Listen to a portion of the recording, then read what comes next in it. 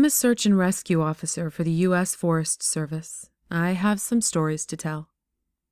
By Search and Rescue Woods. I wasn't sure where else to post these stories, so I figured I'd share them here. I've been a search and rescue officer for a few years now, and along the way, I've seen some things that I think you guys will be interested in. I have a pretty good track record for finding missing people. Most of the time, they just wander off the path or slip down a small cliff, and they can't find their way back. The majority of them have heard the old stay where you are thing, and they don't wander far. But I've had 2 cases where that didn't happen. Both bother me a lot, and I use them as motivation to search even harder on the missing persons cases I get called on. The first was a little boy who was out berry picking with his parents. He and his sister were together, and both of them went missing around the same time. Their parents lost sight of them for a few seconds, and in that time, both the kids apparently wandered off. When their parents couldn't find them, they called us, and we came out to search the area. We found the daughter pretty quickly, and when we asked where her brother was, she told us that he'd been taken away by the bear man. She said he gave her berries and told her to stay quiet, that he wanted to play with her brother for a while. The last she saw of her brother, he was riding on the shoulders of the bear man and seemed calm.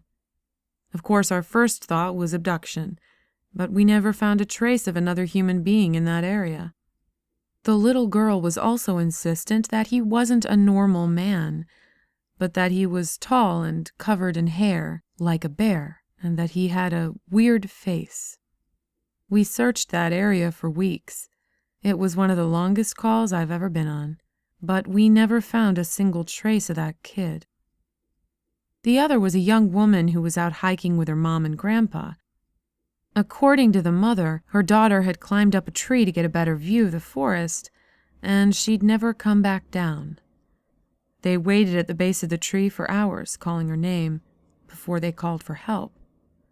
Again, we searched everywhere, and we never found a trace of her. I have no idea where she could possibly have gone, because neither her mother or grandpa saw her come down. A few times I've been out on my own searching with a canine, and they've tried to lead me straight up cliffs. Not hills, not even rock faces.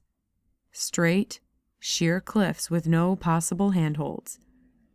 It's always baffling, and in those cases we usually find the person on the other side of the cliff, or miles away from where the canine has led us. I'm sure there's an explanation, but it's sort of strange. One particularly sad case involved the recovery of a body.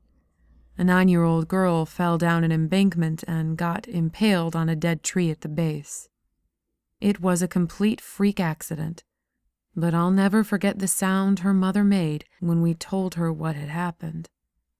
She saw the body bag being loaded onto the ambulance, and she let out the most haunting, heartbroken wail I've ever heard. It was like her whole life was crashing down around her, and a part of her had died with her daughter. I heard from another search and rescue officer that she killed herself a few weeks after it happened. She couldn't live with the loss of her daughter. I was teamed up with another search and rescue officer because we'd received reports of bears in the area. We were looking for a guy who hadn't come home from a climbing trip when he was supposed to, and we ended up having to do some serious climbing to get to where we figured he'd be.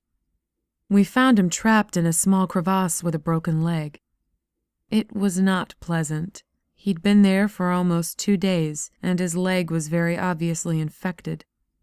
We were able to get him into a chopper, and I heard from one of the EMTs that the guy was absolutely inconsolable. He kept talking about how he'd been doing fine, and when he'd gotten to the top, a man had been there. He said the guy had no climbing equipment, and he was wearing a parka and ski pants. He walked up to the guy, and when the guy turned around, he said he had no face. It was just blank.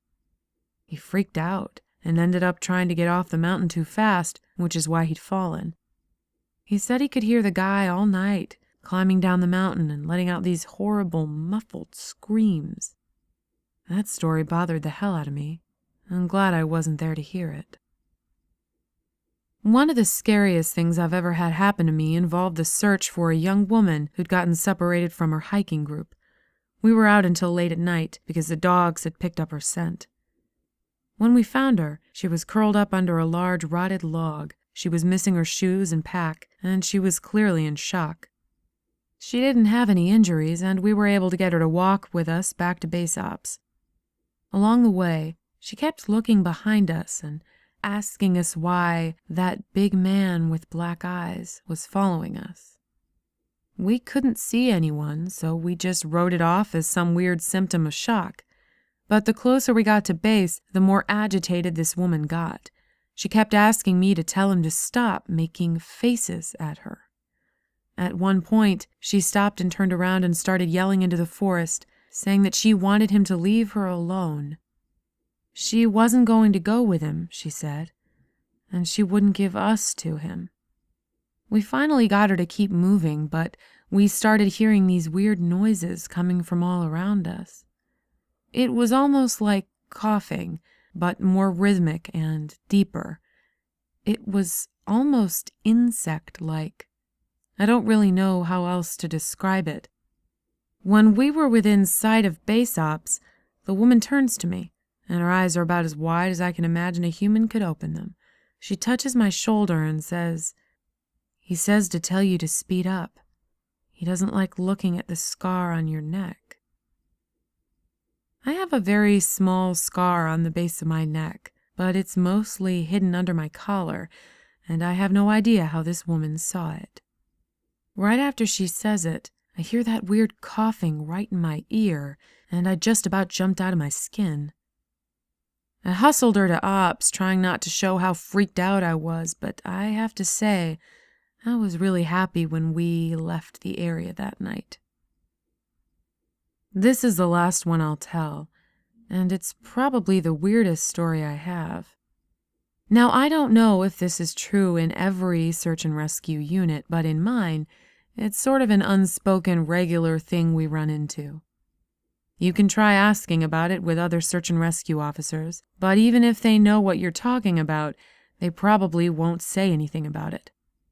We've been told not to talk about it by our superiors, and at this point, we've all gotten so used to it that it doesn't even seem weird anymore. On just about every case where we're really far into the wilderness, I'm talking 30 or 40 miles, at some point we'll find a staircase in the middle of the woods. It's almost like if you took the stairs in your house, cut them out, and put them in the forest.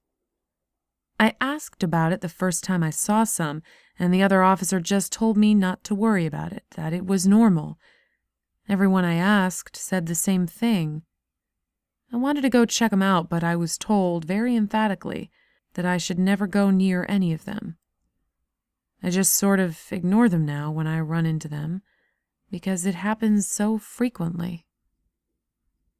I have a lot more stories, and I suppose if anyone's interested, I'll tell some of them another day.